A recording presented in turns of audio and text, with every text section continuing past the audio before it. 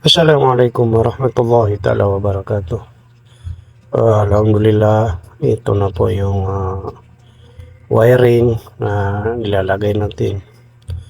Nag-voluntary po dyan si Ibrahim, electrician po siya. Yan yung nabili natin nung tayo ay pumunta ng Tacloban City. Yung mga nagbigay dyan, naway gantimpalahan kayo ni Allah subhanahu wa ta'ala. Hindi po namin inikot ang buong kamusliman. Yun lang pong alam namin na mayroon.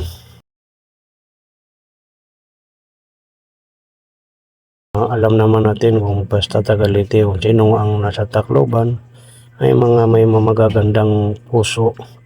Doon lang sila lang po ang pinuntahan natin. Kaya nakabili tayo ng dalawang roll ng wire. Mahal pala yung wire na yan, yung number 14 ay 3,950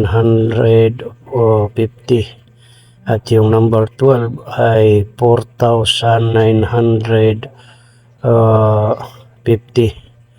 Ang lahat ng ating nagasto dyan sa pag-wiring ay sobra po 10,000. Hindi pa kasama na dyan yung plangka. Basta sa first floor lang yan.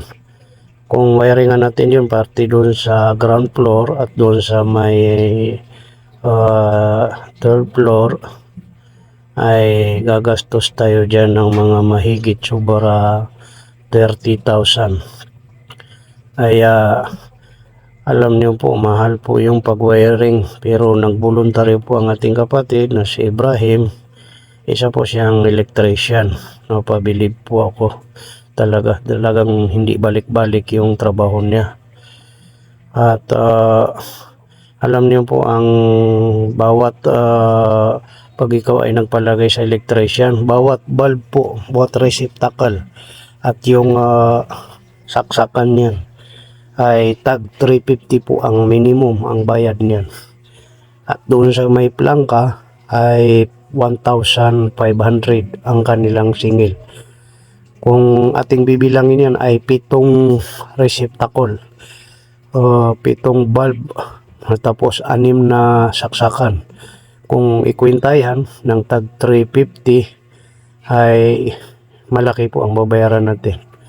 Tapos yung plangka ay 1,500.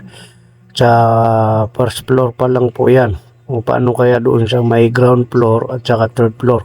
Pero lahat po niyan ay sabi niya ay lalagyan po niya yan. Naway gantimpalahan siya ng Allah subhanahu wa ta'ala sa kanyang effort. Naway liwanagan ng Allah subhanahu wa ta'ala ang iyang kubur, pati ang kanyang pamilya. Mga kapatid sa Islam, ayan, lagay na po yung receptacle. Bumili po kami niyan, tapos bumili pa kami ng yung mga saksakan. Ayan, at nilagyan pa rin niya yan ng panghalimbawa, makabili tayo ng wall pan, ay ikakabit na lang po yan. Hindi na kailangan mag-wiring ulit, kundi ikakabit yan. Pati dito sa labas, may wiring na po yan. Lalagyan na lang ng receptacle, pati doon sa may hagdanan. Kaya yung nakayanan lang po ng ating budget ay yung dito sa first floor pa lang. Doon sa third floor ay wala pa pong wiring dahil wala pa po tayong budget niyan. At doon sa may ground floor sa pinakababa. Kaya ibig sabihin, ang gasto pala dyan ay sobra 20. Yung material lang na gagamitin, yung wire, mga receptacle, yung mga saksakan ay nasa 20 plus pa yan, mga 26 or 28, ganyan po yung magasto. Ay na-estimate ko na lang po, yung dyan pa lang sa wala pa pong plangkang nabili namin, ay ang nagasto namin ay sobra na 10,000. Pag may plangka, more or less yan yung 4,000. Baka umabot pa ng mga 5,000 kasama na ang mga breaker dyan. Ay yung wiring pa lang dyan ng ating masjid sa Sugod, ang masjid natin dito sa Sugod ay nasa mga 30. Papatak yan. Kung hindi mag-aabot ng 30, mga 28, ganyan. na-estimate na lang natin. Kung ano ang nilagay natin dito sa baba, yun din ang ilalagay doon sa may third floor. At doon sa may pinaka ground floor. Ayan, nakita nyo naman po. Buong araw na niya trabaho. Mabilisan po yung trabaho niya. Pero napailaw na po niya. Alhamdulillah, naway gantimpalahan siya ng Allah. At na rin ang ating vice na si Khalid.